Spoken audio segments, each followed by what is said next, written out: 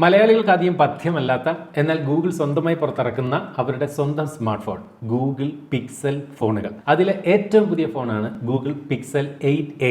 ഇത് അൺബോക്സ് ചെയ്യാനൊക്കെ വളരെ എളുപ്പമാണ്. ഇത് ഈ പേപ്പർ സ്ട്രിപ്പ് ഇങ്ങനെ വലിച്ചിളക്കിയാൽ മതി. ഈ ഒരു ഫോണിനകത്തും ചാർജർ ഇല്ല എന്ന സത്യം. ഇതേ ഇരിക്കുന്നു ഗൂഗിൾ പിക്സൽ 8a എന്ന് പറയുന്ന ഫോൺ. കൂടാതെ ബോക്സിനകത്തുള്ള മറ്റു കാര്യങ്ങൾ എന്ന് വെച്ചാൽ ഇതുപോലെ ഒരു അഡാപ്റ്റർ കൊടുത്തിട്ടുണ്ട്. A to C അഡാപ്റ്റർ ആണ്. അപ്പോൾ ഫയൽ ട്രാൻസ്ഫറിനൊക്കെ ഈ ഒരു അഡാപ്റ്റർ യൂസ് ചെയ്യും. അതുപോലെ C to C കേബിൾ ഇവിടെ കൊടുത്തിട്ടുണ്ട്. പിന്നെ ഇതിന്റെ യൂസർ മാനുവൽ എല്ലാം ഇതിനകത്ത് കൊടുത്തിട്ടുണ്ട്. അതുപോലെ സിം ഇജക്ടർ പിൻ ഇതേ ഇരിക്കുന്നു നമ്മുടെ ഫോൺ. നല്ല കളർഫുൾ ആയിട്ടുള്ള ഒരു ഫോൺ തന്നെയാണ് അല്ലേ, ഒരു വെറൈറ്റി കളർ. സാധാരണ സ്മാർട്ട് ഫോണുകളിൽ നമ്മൾ അധികം കണ്ടിട്ടില്ലാത്ത, എന്നാൽ ഈ കളർ പാറ്റേൺ വരുന്നത് സാധാരണ പിക്സൽ ഫോണുകളാണ്. ഇത്തവണ എടുത്തു പറയേണ്ട ഒരു കാര്യം, ഈ ഒരു ഫോണിന്റെ കോർണേഴ്സ് നമ്മൾ ശ്രദ്ധിച്ചു കഴിഞ്ഞാൽ സാധാരണ സ്മാർട്ട് ഫോണുകൾ പോലെയല്ല, ഒരു റൗണ്ടഡ് കോർണേഴ്സ് ആണ്. ഷാർപ്പ് എഡ്ജുകൾ മാറി നല്ല റൗണ്ടായി മാറിയിരിക്കുന്നു എന്ന് നമുക്ക് കാണാൻ സാധിക്കുന്നുണ്ട്. പക്ഷേ അത് എനിക്ക് കാഴ്ചയിൽ ഒരു ഭയങ്കര സംഭവമായിട്ട് എനിക്ക് തോന്നുന്നില്ല. ചിലപ്പോൾ യൂസ് ചെയ്യുമ്പോൾ കുറച്ചുകൂടെ കൺവീനിയന്റ് ആയിട്ട് തോന്നും. ഇവിടെ ഒരു മെറ്റാലിക് ഫ്രെയിം, ഗൂഗിളിന്റെ ലേറ്റസ്റ്റ് പിക്സൽ ഫോണുകളെല്ലാം കണ്ടാൽ തിരിച്ചറിയുന്ന തരത്തിലുള്ള ഒരു മെറ്റാലിക് ഫ്രെയിം കൊടുത്തിട്ടുണ്ട്.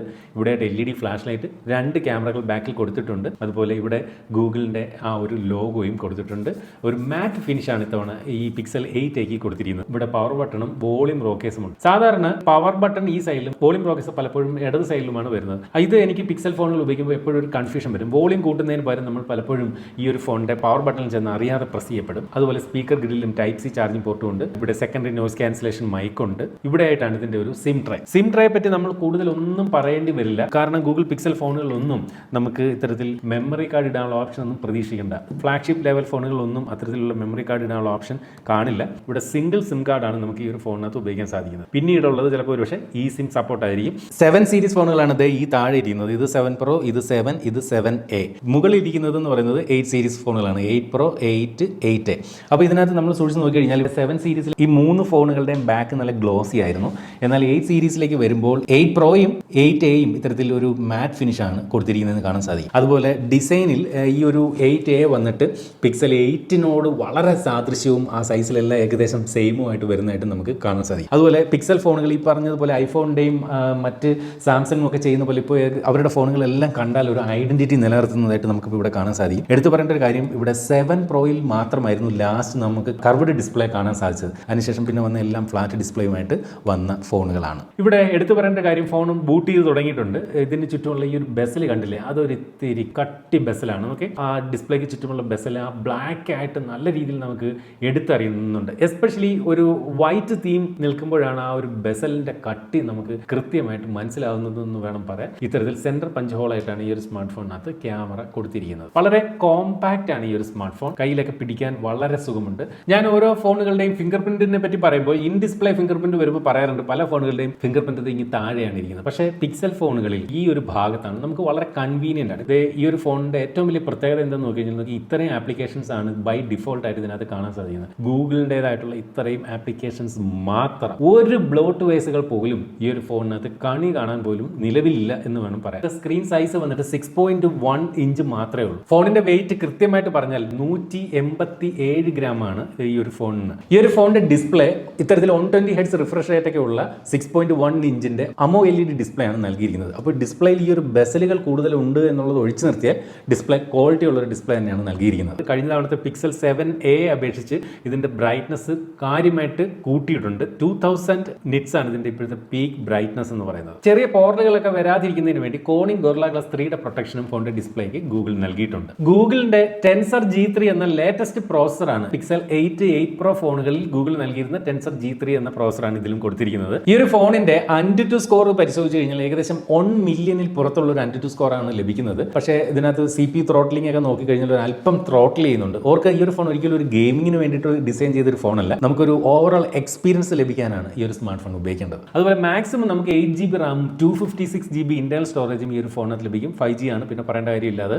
ഈ ഒരു ഫോണിനകത്ത് നൽകിയിരിക്കുന്ന റാം എന്ന് പറയുന്നത് ലേറ്റസ്റ്റ് LPDDR5X റാമും സ്റ്റോറേജ് ടൈപ്പ് എന്ന് പറയുന്നത് UFS 3.1 എടുത്തു പറയേണ്ട ഒരു കാര്യം, ഇതിനകത്ത് USB Type-C data transfer speed എന്ന് പറയുന്നത് ലേറ്റസ്റ്റ് USB 3.2 ആണ്. ശരിക്കും പറഞ്ഞാൽ ഈ ഒരു പോർട്ട് വഴി നമുക്ക് വളരെ ഫാസ്റ്റ് ആയിട്ട് ഡേറ്റ കൈമാറ്റം ചെയ്യാൻ സാധിക്കും. ബാറ്ററി സൈഡിലേക്ക് വരുമ്പോൾ 4492 mAh എന്ന് പറയുന്ന ഒരു ബാറ്ററി കപ്പാസിറ്റിയാണ് കൊടുത്തിരിക്കുന്നത്. കഴിഞ്ഞ വർഷത്തെ പിക്സൽ 7aയിൽ നിന്നും ബാറ്ററി അപ്ഗ്രേഡ് ചെയ്തിട്ടുണ്ട്. നമുക്ക് ഇതിന്റെ ഒരു ബാറ്ററി ലൈഫ് എത്ര ഉണ്ടെന്നൊന്നും ഇപ്പോൾ പറയാൻ പറ്റില്ല. ഒരു ഫസ്റ്റ് ഇംപ്രഷൻ മാത്രമാണ് നമ്മളിപ്പോൾ ചെയ്യുന്നതെന്ന് ഓർമ്മിക്കട്ടെ. ബാറ്ററിയെ കുറിച്ച് പറയുമ്പോൾ എടുത്തു പറയേണ്ട ഒരു കാര്യം, ഇതിന്റെ ചാർജിങ് സ്പീഡ് വന്നിട്ട് 18 വാട്ടാണ് നൽകിയിരിക്കുന്നത്. ഈ ഒരു ഫോണിന്റെ പ്രൈസുമായിട്ട് കമ്പയർ ചെയ്യുമ്പോൾ നോക്കുമ്പോൾ ആ ഒരു 18 വാട്ട് എന്ന് പറയുന്നത് നല്ല കുറവ് തന്നെയാണ്. 7.5 വാട്ടിന്റെ വയർലെസ് ചാർജിംഗ് ആണ് ഈ ഒരു ഫോണിനകത്ത് നൽകിയിരിക്കുന്നത്. ഫോണിന്റെ ബോക്സിനോടൊപ്പം ചാർജർ ഇല്ല എന്നുള്ളത് ഞാൻ തുടക്കത്തിലെ പറഞ്ഞതാണ്. ഗൂഗിൾ പിക്സൽ ഫോണുകളുടെ മറ്റൊരു പ്രധാന ഹൈലൈറ്റ് എന്ന് പറയുന്നത് അതിന്റെ ക്യാമറ ഡിപ്പാർട്ട്മെന്റ് തന്നെയാണ്. ഇവിടെയും മികച്ച ക്യാമറ സെറ്റപ്പാണ് ഈ ഒരു ഫോണിനകത്ത് കൊടുത്തിരിക്കുന്നത്. നമ്മുടെ ഫേമസ് ടെക് ക്രിയേറ്റർ ആയിട്ടുള്ള MKBHD ഒരു ബ്ലൈൻഡ് ക്യാമറ ടെസ്റ്റ് നടത്തിയതിനകത്ത് ഏറ്റവും മികച്ച ക്യാമറ ഫോണായിട്ട് കഴിഞ്ഞ പ്രാവശ്യം സെലക്ട് ചെയ്തത് ഗൂഗിൾ പിക്സൽ 7a എന്ന ഈ ഒരു ഫോണിന്റെ പിൻഗാമിയാണ്. അപ്പോൾ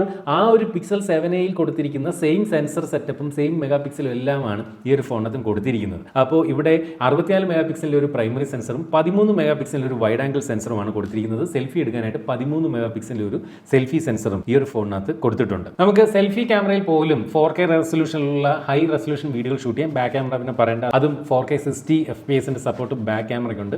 ഇപ്പോൾ ഈ കാണുന്ന ഫോട്ടോകളും വീഡിയോകളും ഒക്കെ ഈ ഒരു സ്മാർട്ട് ഫോൺ ഉപയോഗിച്ചെടുത്താണ്. മികച്ച ഫോട്ടോ ക്വാളിറ്റി തന്നെയാണ് പിക്സൽ 8a എന്ന ഈ ഒരു സ്മാർട്ട് ഫോൺ നൽകുന്നത്.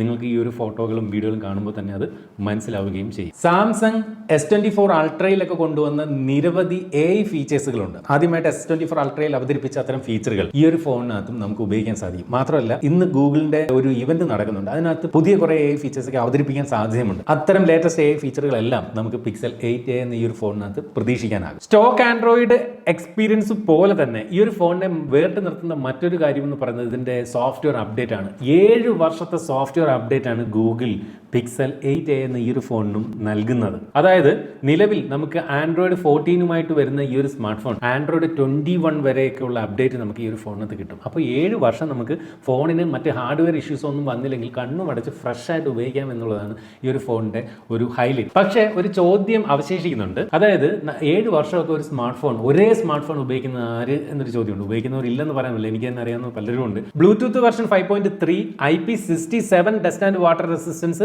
Wi-Fi 6E തുടങ്ങിയവ കൊടുത്തിരിക്കുന്ന ഈ ഒരു ഫോണിനകത്ത് വയർലെസ് ചാർജിംഗ് വരെ നൽകിയിട്ടുണ്ട്. അടുത്തായിട്ട് ഇതിന്റെ പ്രൈസിംഗ് ആണ്. ഏവരും ഞെട്ടും. ഒരുപക്ഷെ നിങ്ങൾ പ്രൈസിംഗ് ഇന്നലെ തന്നെ അറിഞ്ഞിട്ടുണ്ടാവും. 8GB 128GB വേരിയന്റിന് ഇതിന്റെ വില എന്ന് പറയുന്നത് 52,999 രൂപയാണ്. സത്യം പറഞ്ഞാൽ ഈ ഒരു ഫോണിന്റെ പ്രൈസിംഗ് എന്ന് പറയുന്നത് ഒരു ഓവർ പ്രൈസ്ഡ് ആണെന്ന കാര്യത്തിൽ ആർക്കും സംശയം ഉണ്ടാകില്ല. അത് അങ്ങനെയാണ്. പിക്സൽ ഫോണുകൾ എപ്പോഴും ഇന്ത്യയിൽ ലോഞ്ച് ചെയ്യുമ്പോൾ നല്ല പ്രൈസിലാണ് ലോഞ്ച് ചെയ്യുന്നത്. പിന്നീട് ഏതെങ്കിലുമൊക്കെ സെയിലൊക്കെ വരുമ്പോൾ ഓഫറിൽ ഈ ഒരു ഫോണിന്റെ വില കാര്യമായിട്ട് കുറയാറുമുണ്ട് പിക്സൽ ഫോണുകളുടെ. സാധാരണ നമ്മൾ അങ്ങനെയാണ് കാണുന്നത്. എനിക്ക് തോന്നുന്നു ഇന്ത്യയിൽ പ്രൊഡക്ഷൻ ഇല്ലാത്തതുകൊണ്ടും വിദേശ രാജ്യങ്ങളിൽ നിന്ന് ഇമ്പോർട്ട് ചെയ്യുന്നതുകൊണ്ടായിരിക്കും ഇത്രയധികം പ്രൈസ് ഈ ഒരു ഫോണിനാകുന്നത്. അപ്പോൾ ആ ഒരു വിലയ്ക്ക് ഉള്ള ഒരു മൂല്യം സത്യം പറഞ്ഞാൽ ഈ ഒരു ഫോണിന് ഇല്ല. ഞാൻ ഈ ഒരു ഫോണിൽ സത്യത്തിൽ ഞാൻ പ്രതീക്ഷ ഒരു വില എന്ന് പറയുന്നത് ഒരു 32,000 36,000 ആ ഒരു പ്രൈസ് റേഞ്ചാണ്. ആ ഒരു പ്രൈസ് റേഞ്ച് ആയിരുന്നെങ്കിൽ അടിപൊളിയായിരുന്നു. പക്ഷേ ഇത് ഇത്തിരി ഓവർ പ്രൈസ്ഡ് ആണെന്ന് പറയാതെ വയ്യ.